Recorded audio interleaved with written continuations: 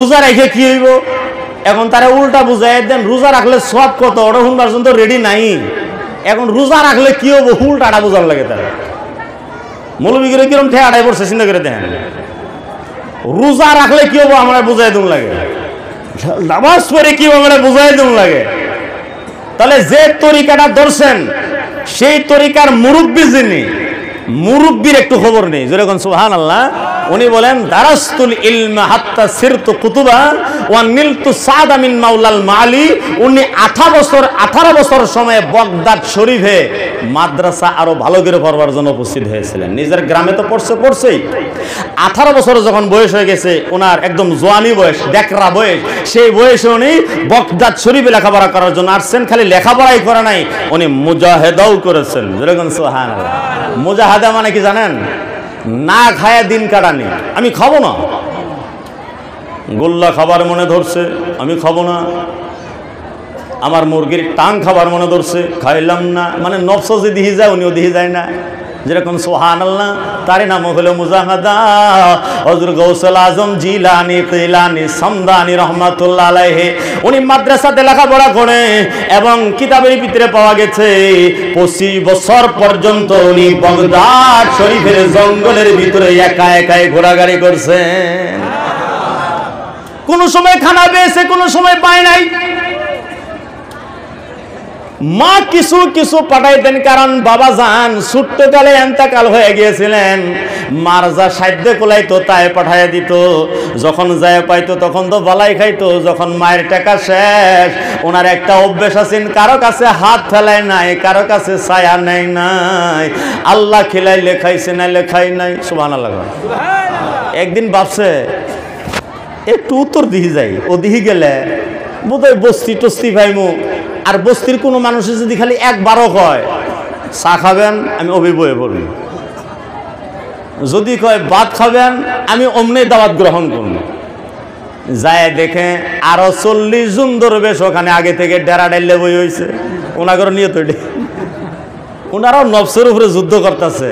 করতে করতে ওনারাও একজন একজনকে ওখানে জমা হয়েছে। যায় সালাম মুসাফা করার পরে জিজ্ঞাসা করছে, ভাইয়েরা আপনারা কইতে গিয়া? কইও না ভাইজান, আপনি কেডা? কেডা মানে ওনার চেহারাই যেন মানে একটা পরিচয় দেয়। যেরকম সুবহানাল্লাহ।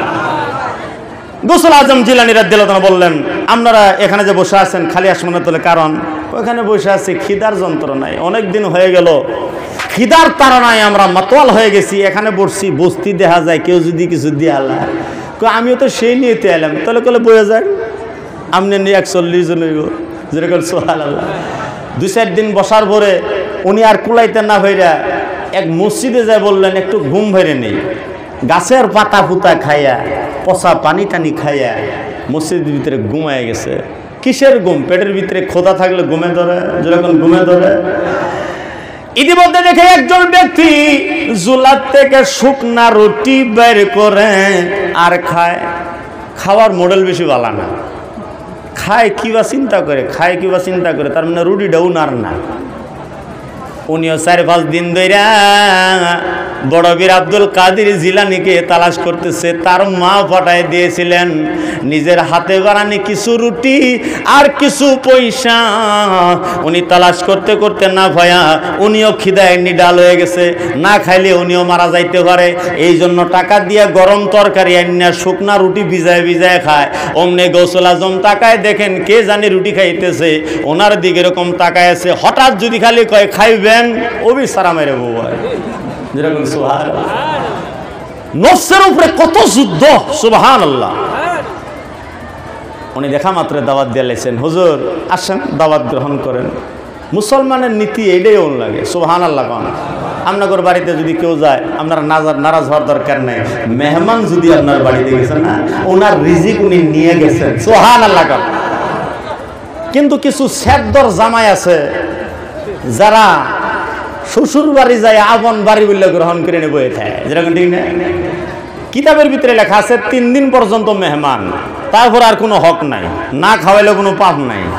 এখন জামাই না খাওয়াইলে হয় না, কারণ বেড়ি দিয়ে রাখছে। যেরকম ঠিক না, আমি এই সেদ্দর জামাইগুলা করে নসিহত করবার চাই। এত বুঝা হইয়া ওই শ্বশুর বাড়িতে আপনারা এত জঞ্জাল সৃষ্টি করবেন না। আপনার আড়ালে কিন্তু আপনার গিবত চলে, কিন্তু আপনার সামনে আপনারা জামাই দেয়। জামাই বাইসকে কি দিয়া খায়? মুরগি দৌড়, আবার দল্লা মুরগি গেল।